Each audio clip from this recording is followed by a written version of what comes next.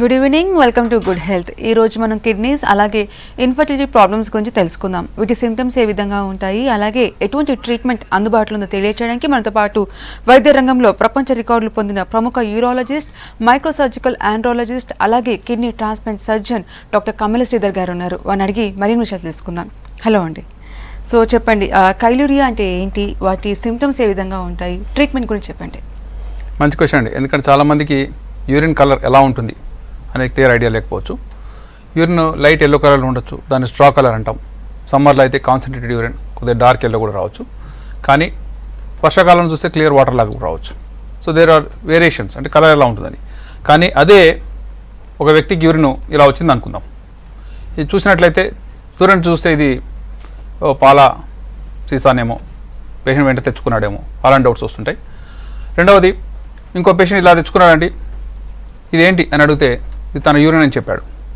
అంటే యూరిన్ ఇలా కూడా వస్తుందా, ఇలాంటి కలర్ వస్తే అది మనిషికి ప్రమాదకరమా, ఇలాంటి వైటిష్ లిక్విడ్ మరి కిడ్నీలో కాకుండా ఇంకెక్కడి నుంచి వస్తుంది, దాని కలర్ మారడం కారణాలు ఏంటి, ఇదానికి పొంచి ఉన్నటువంటి కాంప్లికేషన్స్ ఏంటి.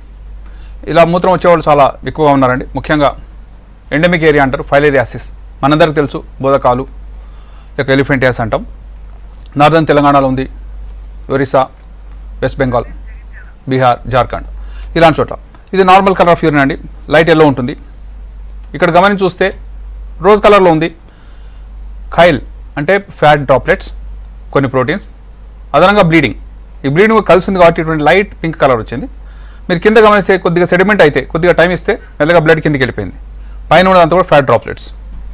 ఇవి ఎందుకు వస్తున్నాయి, అసలు ఇవి యూరిన్లో చేరుకోగలరాని కారణాలు ఏంటి, దీనివల్ల ఆ వ్యక్తికి ఏ నష్టం చూద్దాం. ఇది ఒక ఆర్గానిజం అండి, మైక్రోఫైలేరియా అంటారు. దీని పేరు ఉకరేరియా బ్యాంక్రాఫ్టీ. ఇది ఒక పారాసైట్, బ్లడ్లో ఉండేటువంటి పారాసైట్. సొంతగా అది ఇక్కడికి వెళ్ళలేకపోయినా దోమ వల్ల అది ట్రాన్స్మిట్ అవుతుంటుంది. క్యూలెక్స్ అనే మస్కిటో, దోమల వల్ల మలేరియా వస్తుందండి. ఇంకో జబ్బే ఫైలేరియా.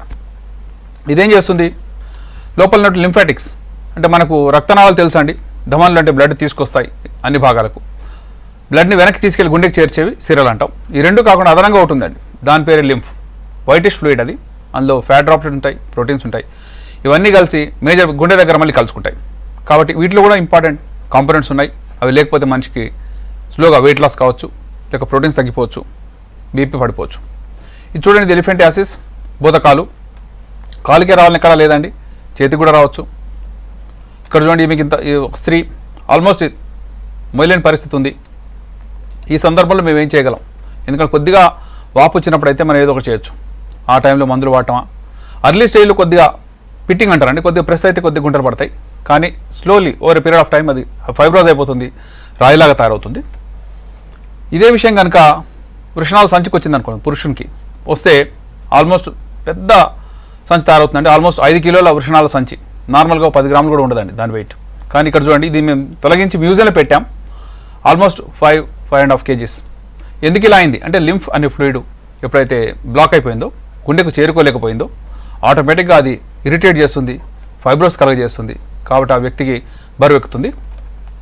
మరి మూత్రంలో ఎందుకు వైట్ కలర్ వచ్చింది అది చూద్దాం. ఇదే జబ్బు యొక్క లక్షణం ఏంటి అంటే, మూత్రనాళ నుంచి ఈ విధంగా ఎండోస్కోప్ వేసాం, మీకు కనబడుతుంది వైటిష్ ఇఫ్లక్స్ అంటాం. ఇది లెఫ్ట్ యూరెటర్ అండి, కిడ్నీ పైన ఉంది.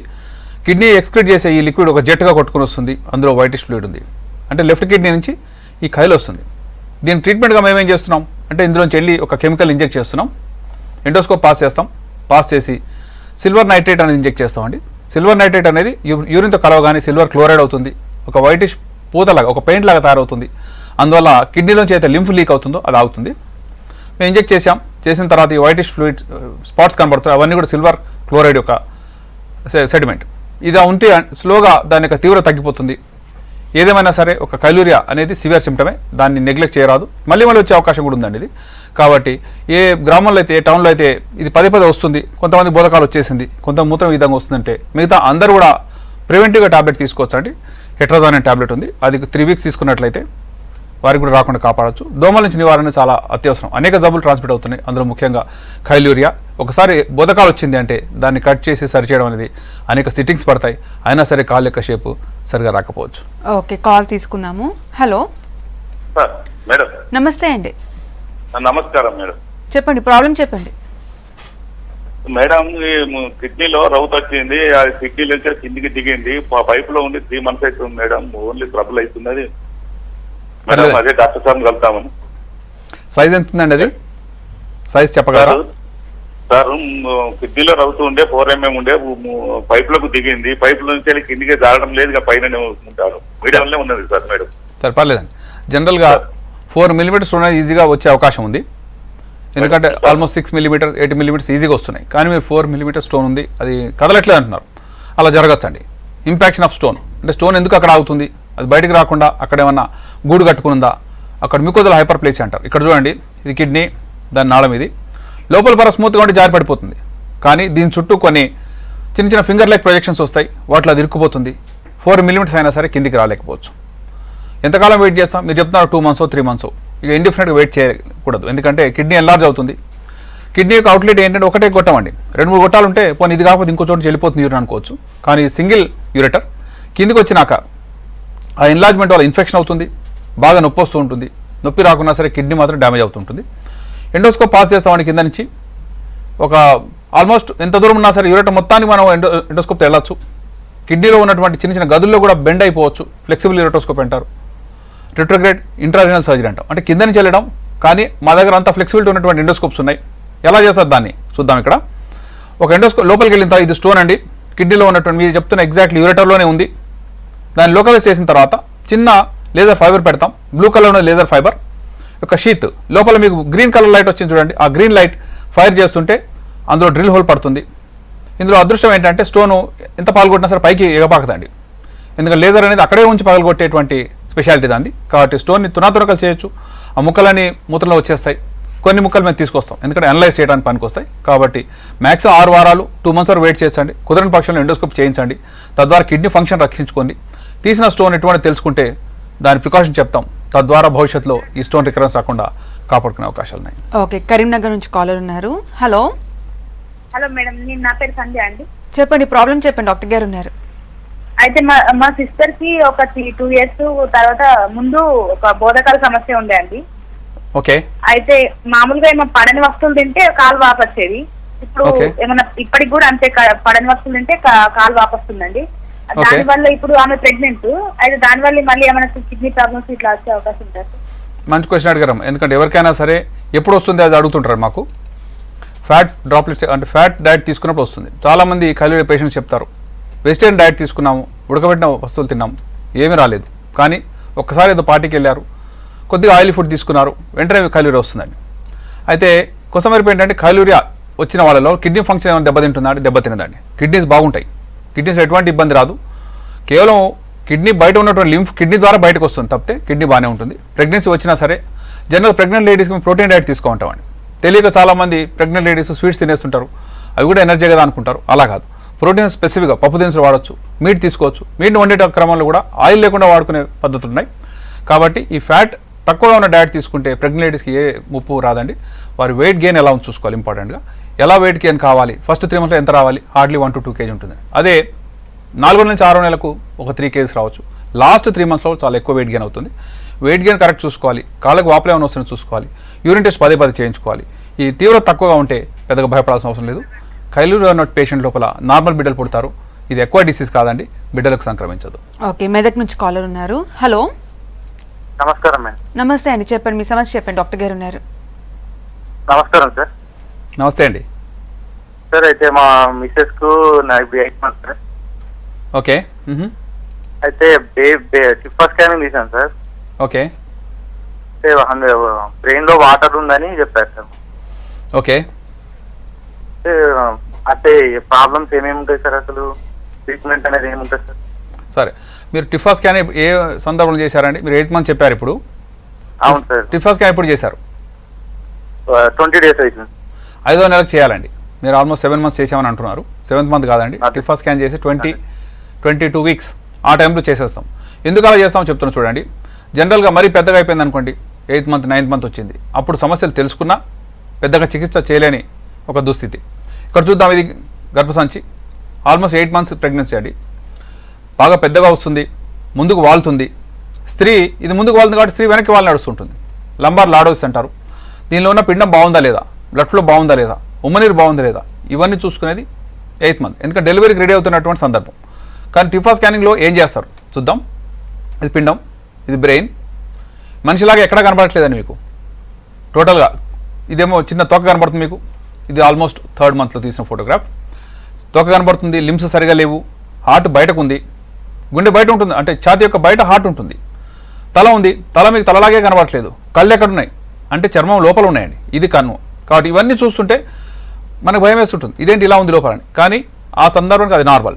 కానీ ఈ చిన్న పిండంలో కూడా ఏ సమయం ఎక్కడైనా సరే అవయవాల డిఫెక్ట్ ఉందా తెలిసిపోతుంది. కిడ్నీస్ ఎన్లార్జ్ అయినాయా, బ్రెయిన్లో ఏమైనా ఎన్లార్జ్మెంట్ ఉందా, లేక బిడ్డకు అపాయమైనటువంటి కండిషన్స్ ఏమైనా ఉన్నాయా. ఇక్కడ చూడండి, కొంచెం కొద్దిగా ఏజ్ పెరిగినటువంటి పిండం. ఈ పింక్ కలర్లో పిందెలాగా మీకు కనబడుతుంది, అది హార్ట్. హార్ట్ ఛాతీ బయట ఉంది, ఇక్కడ కొట్టుకుంటూ ఉంటుంది. ఛాతీ పెరిగిన కొద్దీ, కొద్దిగా స్పేస్ అందుబాటులోకి వచ్చిన కొద్దీ ఇది లోపలికి వెళ్తుంది, తర్వాత దాని ముందు చెస్ట్ వాల్ తయారవుతుంది. కాబట్టి ఈ క్రమంలో మీరు చెప్పింది బ్రెయిన్ సరిగా తయారు కావట్లేదు, లేక లోపల ప్రెషర్ పెరిగింది, హైడ్రోసెఫలస్ అంటారండి. హైడ్రోసెఫల్ మైల్డ్గా ఉంటే పర్లేదు, బయటకు వచ్చిన ట్రీట్మెంట్ చేసుకోవచ్చు. మరీ టైట్గా ఉంది, బాగా ప్రెషర్ పెరిగిందంటే బ్రెయిన్ సరిగా తయారు కాదు, కార్టికల్ అట్రోఫీ అంటారు. అంటే మనకు ఉండే మందం అయితే ఉందో బ్రెయిన్ది అది తగ్గిపోతుంది. ఇవన్నీ టిఫా స్కాన్ 5th మంత్ ఎందుకు చేస్తున్నారు అంటే నచ్చని పరిస్థితిలో మనకు జెనెటిక్ డిఫెక్ట్స్ ఉన్నాయని కన్ఫర్మ్ అయింది, వారికి వెంటనే అబార్షన్ చేయడానికి కూడా ఛాన్స్ ఉంటుంది. కానీ 8th మంత్లో అలా చేయడం కష్టం అండి. ఇటు go head and see what happens. ఆ బిడ్డ డెలివరీ అయినాక తర్వాత మళ్ళీ టెస్ట్ చేస్తారు. ఏమాత్రం ప్రెషర్ తగ్గే అవకాశం ఉన్నా కానీ చిన్న షంట్ అని చేస్తారండి. అంటే తలలోంచి మెల్లగా ఓ ట్యూబ్ కిందకి తెచ్చి చర్మం కింద నుంచి పొట్టలో పడేస్తారు, పెరిటోనియంలో. వీపీ షంట్ అంటారు. అలాంటిది అవసరం అయితే బిడ్డ పుట్టినాక చేసుకోవచ్చు.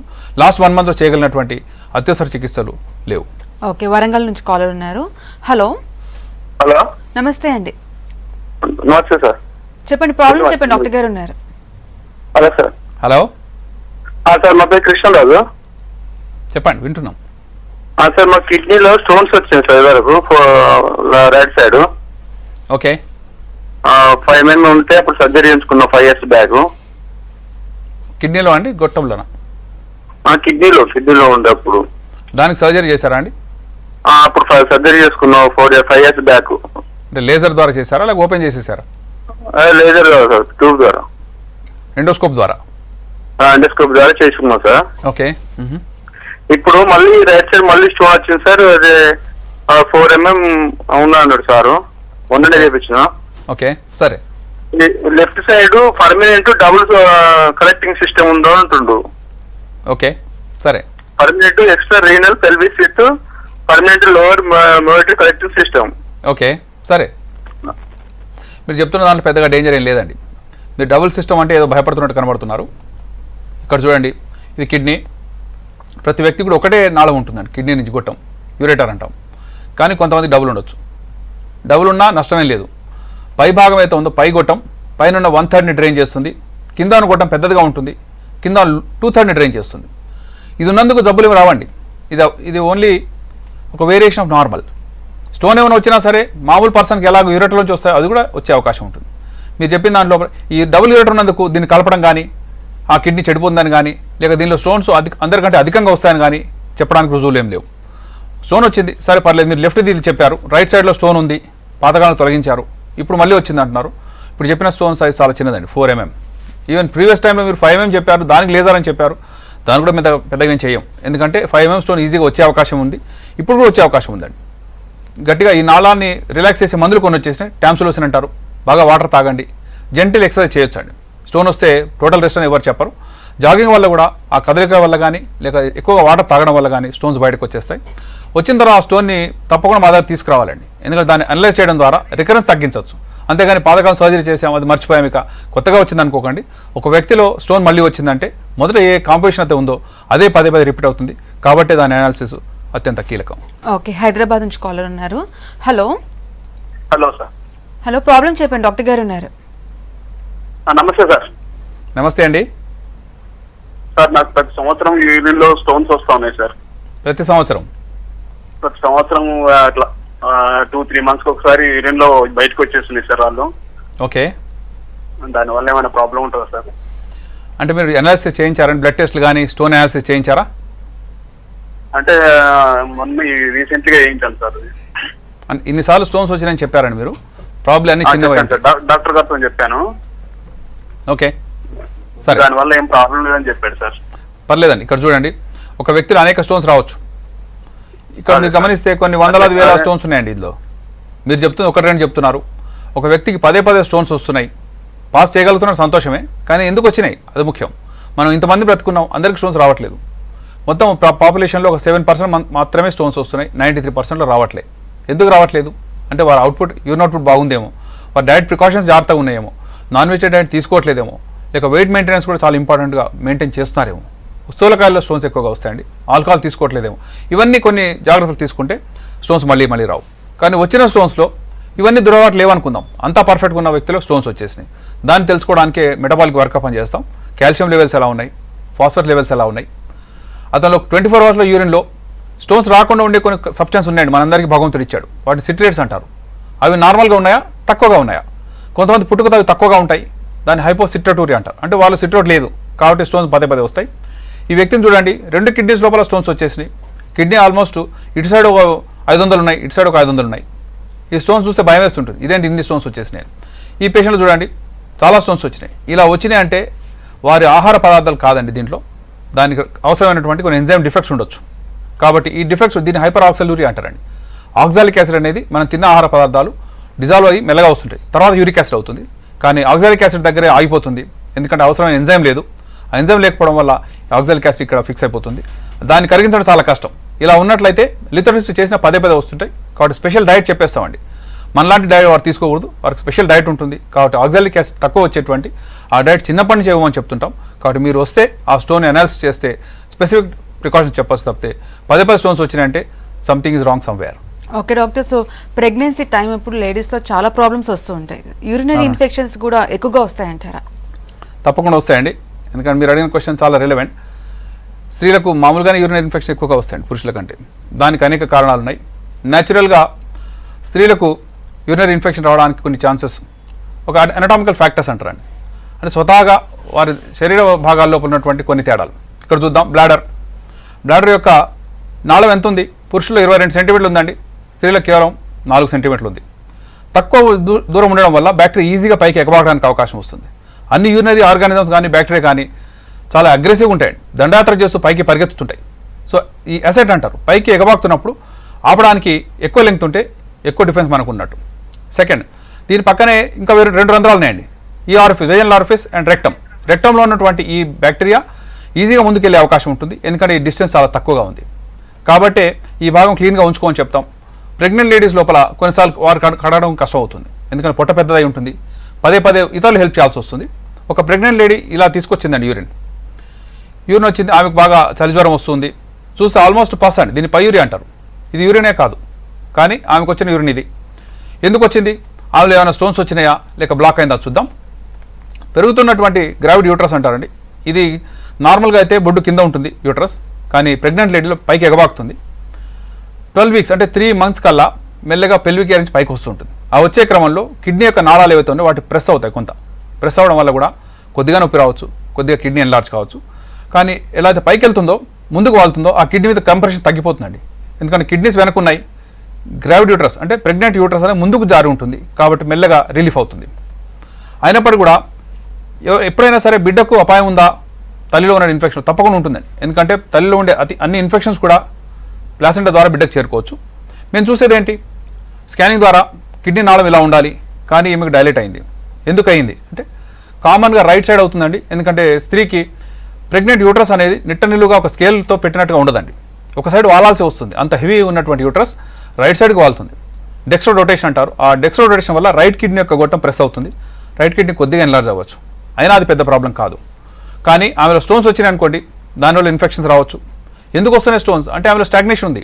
రైట్ సైడ్ కిడ్నీలో స్టోన్స్ ఆర్ మోర్ కామన్, ఎందుకంటే ఆ సైడ్ యూట్రస్ ప్రెస్ చేస్తుంది, యూరిన్ క్లియర్గా బయటకు రాలేకపోతుంది, అందువల్ల ఎన్లార్జ్ అయింది. చిన్న చిన్న స్టోన్స్ వచ్చినాయి అనుకోండి, నార్మల్ పర్సన్స్కి అయితే లేజర్ ఉందని చెప్తున్నాం, ప్రెగ్నెంట్ లేడీస్లో లేజర్ వాడరాదు. ఎందుకు అని అంటే లేజర్ యొక్క హై ఫ్రీక్వెన్సీ ప్రోబ్ ద్వారా, ఆ వేవ్స్ ద్వారా బిడ్డ యొక్క ఆడిటరీ నర్వ్ అంటే చెవులు వినపడకుండా బిడ్డ పుట్టవచ్చు, బ్రెయిన్కి ఏమైనా దెబ్బ తగులుతుందేమో. అందువల్ల ఏం చేస్తున్నాం అంటే వారికి అనెస్థీషియా ఇవ్వకుండా కింద నుంచి ట్యూబ్ వేసేస్తున్నాం అంటే సన్న ట్యూబ్, ఇది వేసి స్టోన్స్ ఇక్కడే ఉంచుతున్నాం. స్టోన్స్ తీయట్లేదు, స్టోన్స్ పగలగొట్టట్లేదు, కానీ అవి వచ్చి దారిని బ్లాక్ చేయకుండా ట్యూబ్ వేసేస్తున్నాం.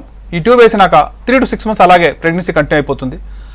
బిడ్డ బయటకు వచ్చిన తర్వాత మెల్లగా ఈ స్టోన్స్ డీల్ చేయొచ్చు. కాబట్టి ప్రెగ్నెంట్ లేడీస్లో వచ్చే ఇన్ఫెక్షన్స్కి స్టోన్స్ కారణం అవుతే దానికి సింపుల్ ప్రొసీజర్స్ ఉంటాయి. అనెస్థీషియా ఇవ్వకుండానే ఎండోస్కోపీ ద్వారా ఒక చిన్న బైపాస్ అంటారు. ఆ ట్యూబ్ లోపల రంధ్రం ఉంటుంది, ఆ కెనాల్ ద్వారా యూరిన్ బయటకు వస్తుంది, కిడ్నీ అబ్స్ట్రక్ట్ కాకుండా చూస్తుంది. ఎప్పుడైతే అబ్స్ట్రక్షన్ లేకుండా పోయిందో ఆటోమేటిక్గా ఫీవర్ తగ్గిపోతుంది, ఇన్ఫెక్షన్ కూడా తగ్గుతుంది. వాళ్ళు అన్ని యాంటీబయాటిక్స్ అన్ని మందులు వాడకూడదని ప్రెగ్నెంట్ లేడీస్. మా దగ్గర స్పెసిఫిక్గా ఏదైతే వాడొచ్చో అది మాత్రమే చెప్తాం. యాంపిసిలిన్ కానీ సెఫ్లోస్పోరిన్స్ కానీ తప్పితే ఏదో ఒక యాంటీబయాటిక్ నార్మల్ పర్సన్ లాగా తీసుకున్నట్లయితే బిడ్డకు అపాయం ఉంది. ప్రతి యాంటీబయాటిక్ వల్ల కూడా బిడ్డకు ఏదో ఒక సిస్టమ్ దెబ్బతింటుంది. ఎరిథ్రోమైసిన్ తీసుకుంటే జాండీస్ వచ్చేస్తుంది, క్లోరంఫెనికాల్ తీసుకుంటే గ్రే బేబీ సిండ్రోమ్ అంటారు, టెట్రాసైక్లిన్ తీసుకుంటే పళ్ళు దెబ్బతింటున్నాయి. ఇవన్నీ చూస్తుంటే భయం వేస్తుంది. కాబట్టి ఆల్ ప్రెగ్నెంట్ లేడీస్ ఏ ఇన్ఫెక్షన్ వచ్చినా సరే కష్టం అనుకోండి, డాక్టర్ దగ్గర రండి. మీరు చేస్తున్న ట్రీట్మెంట్ ఎవరికి అంటే మీకే కాదండి, మీ భావితరాన్ని కూడా అని గుర్తుంచుకోండి. ఓకే, నెక్స్ట్ కాల్ తీసుకుందాము. హలో హలో, నమస్తే అండి. నమస్తే మేడం. చెప్పండి, ప్రాబ్లం చెప్పండి, డాక్టర్ గారు ఉన్నారు. మేడం నేను ఆర్టీసీ గా చేస్తాను మేడం. ఓకే, హలో చెప్పండి. హలో మేడం, నాకు యూరిన్ ఆగట్లేదు మేడం రైట్ సైడ్ నుంచి. సార్ నమస్తే సార్. నమస్తే అమ్మా, చెప్పండి.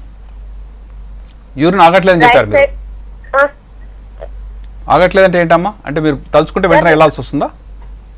సార్ రైట్ సైడ్ ఇటు చెప్పండి. రైట్ సైడ్ ఇట్లా రైట్ సైడ్ సార్ ఇట్లా ఆగట్లేదు సార్. మూత్రము టాయిలెట్ వస్తుందంటే కిచెన్ లో నుంచి బాత్రూమ్ వెళ్ళేసరికి పడిపోతుంది అన్నమాట. ఓకే, పర్లేదు. ఇట్లా అవుతుంది అంటే ప్రెగ్నెన్సీ అయిపోయిందా? మీకు పిల్లలు ఉన్నారా? పిల్లలు ఉన్నారు సార్, ఒక పాప బాబా ఉంది. సరే, పర్లేదు. అయిపోయింది సార్, పిల్లలు లేకుండా కూడా ఆపరేషన్ అయిపోయింది. ఓకే, సరే. పిల్లలు మీరు చెప్తుంది ఏంటి అని అంటే మూత్రం పోయాలి అనుకుంటారు కానీ పోయేంత టైం మీకు లేదు. దాన్ని అర్జ్ ఇన్కాంటినెన్స్ అంటారమ్మా. అర్జ్ అంటే ఏంటి? ఒక వ్యక్తికి మూత్రం పోయాలనుకుంటే 10 నిమిషాలు 15 నిమిషాలు లేక అరగంట టైం దొరుకుతుంది, దొరకాలి కూడా. లేకపోయినట్లయితే మనం ఏ పనిలో ఉంటామో సడన్గా పరిగెత్తడం కుదరకపోవచ్చు. ఉదాహరణకు ఒక మీటింగ్లో కూర్చున్నాం, సెకండ్స్ లోపల పోయే అవకాశం లేదు, అక్కడే కూర్చొని తడుపుకుంటే ఇన్సల్టే. దానికోసమే ఇక్కడ చూడండి, భగవంతుడు 2 కంట్రాలు ఇచ్చాడండి. ఇది బ్లాడర్, ఇది ఇంటర్నల్ స్ఫింక్టర్ అంటారు పైది, రెండవది ఎక్స్టర్నల్ స్ఫింక్టర్. లోపల స్ఫింక్టర్ని మనం కంట్రోల్ చేయలేం, అదే చూసుకుంటుంది. ఎక్స్టర్నల్ స్ఫింక్టర్ అంటే మనం మూత్రాన్ని బిగపట్టడం ఎట్లా అంటే బయట ఉన్న స్ఫింక్టర్ ద్వారా. కొన్నిసార్లు ఇది వీక్ కావచ్చు, లేక గర్భసంచి మెల్లగా కిందకి జారుతుందండి. ఒకసారి డెలివరీ అయిన స్టిల్ కొద్దిగా జారుతుంది, దాంతోపాటు బ్లాడర్ కూడా కిందికి జారుతుంది. వెనుక ఒక యాంగిల్ ఉంటుందండి. బ్లాడరు జనరల్ ఓపెన్ కాకుండా కేవలం ఎప్పుడు కావాలని అప్పుడు మాత్రం ఓపెన్ అయ్యే విధంగా రిఫ్లెక్సెస్ ఉంటాయి. దాని పేరే బ్యారింగ్టన్ రిఫ్లెక్స్. ఇక్కడ చూడండి, ఇది బ్లాడర్ ఓపెన్ అయినప్పుడు ఆటోమేటిక్గా ఈ బ్లాడర్ యొక్క కాంట్రాక్షన్ వల్ల మూత్రం బయటికి రావాలి. రివర్స్ పోకూడదండి. ఎవరికైనా సరే బాగా ప్రెషర్ ఉందనుకోండి, కిందకు మూత్రం పోలేకపోతుంది, అవుట్లెట్ బ్లాక్ అయిందనుకోండి, ఇటు రాకుండా పైకి వెళ్ళిపోతుంది. దీన్నే యూరెట్రో వెసైకల్ రిఫ్లక్స్ అంటారు. రివర్స్ వెళ్తుంది. కాబట్టి మీరు చెప్తే రైట్ సైడ్ నొప్పి వస్తుంది, రైట్ సైడ్ వస్తుందని పదే అంటున్నారు. ప్రాబబ్లీ ఇక్కడ ఉన్నటువంటి అలా మీకు రివర్స్ కొట్టవచ్చు అంటే దాని పేరే వాటర్ హ్యామర్. మనం మూత్రం పోస్తే బయటకు రావాలండి, కానీ కిడ్నీలకు వెళ్ళిందంటే అదొక పిడిగుద్దు గుద్దినట్టుగా కిడ్నీకి ఫీల్ అవుతుంది. కాబట్టి అలా ఏమైనా ఉందా లేదా తెలుసుకోవడానికి స్కానింగ్ చేస్తారు. ఉదాహరణకు మీకు ఆ టైం దొరకట్లేదు, పరిగెత్తాల్సి వస్తుందంటే స్లోగా బ్లాడర్ రిలాక్సింగ్ చేయడానికి మందులు వచ్చేసినాయి. బ్లాడర్ సెడేటివ్ అంటారు. మనం నిద్రపోవడానికి ఎలాగైతే టాబ్లెట్ పేషెంట్కి ఇస్తున్నామో అదే బ్లాడర్ నిద్రపోవడానికి కూడా టాబ్లెట్స్ ఉన్నాయి. ముఖ్యంగా డారిఫానిసిన్ అని, సోలిఫానిసిన్ అని ఇవి వాడినట్లయితే బ్లాడర్ కెపాసిటీ పెరుగుతుంది. మీరు కొద్దిగా టైం దొరుకుతుంది, 10 నిమిషాల్లో బాత్రూమ్ చేరుకునే ఆ తరుణం మీకు ఆసనం అవుతుంది. Okay doctor, so fetal surgery గురించి చెప్పండి. అసలు ఫీటల్ సర్జరీ ఎప్పుడు చేస్తారు, ఎందుకు చేస్తారు? మంచి క్వశ్చన్ అండి. ఎందుకంటే ఎవరికైనా సరే అసలు ఫీటల్ సర్జరీ, ఆ ఫీటస్ అంటే ఎవరు అది తెలుసుకోవాలండి. తల్లి గర్భంలో ఉన్నటువంటి శిశువు ఫీటస్. ఆ ఫీటస్ దానిపైన సర్జరీ చేయొచ్చా, సర్జరీ చేసే అవసరం ఉంటుందా, చేస్తే సక్సెస్ అవుతుందా? ఇంత ఎదిగొచ్చిన పేషెంట్లకు ఆపరేషన్ చేస్తేనే చాలా సక్సెస్ కావట్లేదు. మరి తల్లి గర్భంలో బిడ్డకు ఆపరేషన్ చేస్తే అసలు చేసే ఇండికేషన్ ఏంటో చూద్దాం. నార్మల్గా బిడ్డ చుట్టూ కొంత వాటర్ ఉంటుందండి, దాన్ని ఉమ్మనీరు అంటాం. ఉమ్మనీరు తక్కువగా ఉందనుకుందాం. దీన్ని ఎవరు తయారు చేశారు ఉమ్మనీరుని అంటే ప్లసెంటా, బిడ్డ యొక్క మావి తయారు చేస్తుంది, బిడ్డ యొక్క స్కిన్ తయారు చేస్తుంది, బిడ్డ మూత్రం పోసుకుంటుంది, ఆ మూత్రమే ఉమ్మనీరుగా తయారవుతుంది. ఉదాహరణకి బిడ్డకి కిడ్నీ సరిగ్గా పనిచేయలేదు, అప్పుడేమవుతుంది, ఉమ్మనీరు తగ్గుతుందండి, బిడ్డ మొత్తం క్రంపుల్ అయిపోతుంది. అంటే మనం టైట్ చేసినట్టుగా ఆల్మోస్ట్ కాళ్ళు చేతులు కట్టేసినట్టుగా అవుతుంది, ఎందుకంటే చుట్టూ వాటర్ లేదు. కాబట్టి ఈ బిడ్డలకు రకరకాల సమస్యలు వచ్చేస్తాయి. కాళ్ళు కొంగర తిరిగిపోతాయండి, దాని పేరే టాలిపస్ ఈక్వెనోవైరస్. చేతులు కొంగర తిరిగిపోతాయి, అసలు చాపడం కుదరదు, కదలడానికి అవకాశం లేదు, స్లోగా అనేక ఇతర సిస్టమ్ దెబ్బతింటాయి. మేమేం చేస్తున్నాం, స్కాన్ చేసి చూస్తున్నాం. ఇది bladder, normal bladder capacity only 10 ml బిడ్డకి, కానీ ఇక్కడ ఆల్మోస్ట్ 500 ml ఉందండి. ఇంత పెద్ద బ్లాడర్. ఎందుకు ఇలా జరిగింది అంటే మూత్రం అంతా ఇక్కడే ఉంది, బయటికి మూత్రం పోయలేకపోయింది. ఈ బిడ్డకి ఏదో విధంగా ఈ మూత్రం బయటికి తేవాలి. ఎందుకంటే ఈ ప్రెషర్ ఇట్లా పెరిగి ఉంటే కిడ్నీ నుంచి కిందకి రాలేదు కాబట్టి కిడ్నీస్ దెబ్బతింటాయి. కిడ్నీస్ ఎప్పుడైతే దెబ్బతిన్నాయో ఆ బిడ్డ చనిపోతుందండి. తల్లి గర్భంలో స్టిల్ బర్త్ అంటారు, లోపలే చనిపోతుంది. కాబట్టి అర్జెంట్, ఇది ఎమర్జెన్సీ, ఏదో విధంగా ఈ వాటర్ బయటకు తేవాలంటే ఎలా తెస్తాం? దీనిలో చిన్న నీళ్ళు వేస్తాం, ట్యూబ్ వేసి ఆ ట్యూబ్ని బయట ఉన్న ఉమ్మనీరులో ఈ ప్లేస్లో పెట్టేస్తామండి. సో ఆటోమేటిక్గా బ్లాడర్ ఖాళీ అవుతుంది. ఎలా చేస్తాం చూడండి. ఈ ప్రొసీజర్ చేయకపోతే బిడ్డకి ఏమవుతుంది అంటే బ్లాడర్ ఎన్లార్జ్ అయింది, మూత్రనాళంలో చిన్న పొరలు ఉంటాయండి, అడ్డు పొరలు ఉంటాయి. ఈ పొరలను బిడ్డను బయటకు తీసి ఆపరేషన్ చేసి మళ్ళీ లోపల పంపలేం. కాబట్టి మేమేం చేస్తున్నాం, ఈ ప్రెషర్ తగ్గించడానికి బ్లాడర్లో చిన్న నీడిల్ వేస్తున్నాం, దాన్ని బయటకు వదిలేస్తున్నాం. ఇది స్కానింగ్ ద్వారా మేము చూసామండి, హ్యూజ్ బ్లాడర్. దీనికి ఒక నీడిల్ వేస్తాం, అల్ట్రాసౌండ్ గైడెడ్ వేసేస్తామండి. ఇది మేము వేస్తున్నప్పుడు ఫోటోగ్రాఫ్ చూపిస్తున్నా. ప్రెగ్నెంట్ లేడీ కింద పడుకుని స్కానింగ్ ద్వారా చూస్తున్నాం, సన్న నీడిల్ వేసాం. మా చేతిలో వచ్చిన తీగ ఉందండి, ఈ తీగ లోపల పంపించి బిడ్డ బ్లాడర్కి బయట ఉన్న ఉమ్మనీరుకి కనెక్షన్ ఇచ్చేస్తాం. ఎలా ఇస్తాం చూడండి. బాగా ఎన్లార్జ్ బ్లాడర్, ఈ ట్యూబ్ వేసాం, బయట ఉన్నటువంటి ఈ ఉమ్మనీరు ప్లేస్లోకి వేసేటప్పటికి అమ్నెటిక్ ఫ్లూయిడ్ ఆటోమేటిక్గా ప్రెషర్తో బయటకు వస్తుంది. బిడ్డ మూత్రం పోసిన ఎఫెక్టే వస్తుందండి. అంటే ప్రెషర్ తగ్గిస్తున్నాం. ఎప్పుడైతే ప్రెషర్ తగ్గిందో కిడ్నీస్ పనిచేయడం మొదలు పెడతాయి, తర్వాత బిడ్డ ఎదగడం మొదలు పెడుతుంది. చేసిన తర్వాత ఇలా ఎండోస్కోప్లో ట్యూబ్ కనబడుతుంది. ఈ ట్యూబ్ ద్వారా ఆల్మోస్ట్ 9 నెలలు బిడ్డ ఎదుగుతుంది. నార్మల్గా బయటకు వచ్చిన తర్వాత ఏ పొర అయితే లోపలనే వాటిని ఎండోస్కోప్ ద్వారా తొలగిస్తాం. బిడ్డలో మేము చూసామండి, ఎండోస్కోప్తో పాస్ చేస్తే ఈ హోల్ ఉంది, కానీ మొత్తం కట్ చేస్తే ఎక్సలెంట్ స్టీమ్ వస్తుంది. కాబట్టి బిడ్డల్లో ఉన్నటువంటి స్కానింగ్ ద్వారా ఏమైనా సమస్యలు వస్తే చిన్న ట్యూబ్స్ వేయడం, దీన్నే ఫీటల్ షంట్ అంటారండి. షంట్ వేస్తున్నాం, ఆ షంట్ ద్వారా బిడ్డను రక్షించుకుంటున్నాం. ఇది చూడండి, ఇది ఒక ఫీటల్ సైజ్. అమెరికాలో మేము చూసాం, తల్లి గర్భంలో యూట్రస్ని ఓపెన్ చేసాం, లోపల బిడ్డను బయటకు తీసాం, ఆపరేషన్ మళ్ళీ పెట్టాం. దురదృష్టవశాత్తు అది అబార్షన్ అయిపోయింది. కాబట్టి ఇటువంటి అగ్రెసివ్ సర్జరీ ఇక్కడ చేయలేకపోయినా కనీసం స్టెంట్ ద్వారా బిడ్డను రక్షించుకునే అవకాశాలు ఉన్నాయి. మేబీ బిడ్డను లోపల తల్లి గర్భంలో ఉన్న బిడ్డను ఆపరేషన్ చేసి అలా సేవ్ చేయడానికి ఇంకో 5 to 10 years పట్టే అవకాశం ఉంది. ఓకే డాక్టర్, సో ఓవరాల్గా ఎనీ కైండ్ ఆఫ్ ఇన్ఫర్టిలిటీ అలాగే కిడ్నీ ప్రాబ్లమ్స్కి సంబంధించి లేటెస్ట్ టెక్నాలజీ ద్వారా మంచి ట్రీట్మెంట్ అందుబాటులో ఉందని చెప్తున్నారు. థ్యాంక్ యూ సో మచ్ అండి. వెల్కమ్. ఇది వాళ్ళ good health. Keep watching V6 news.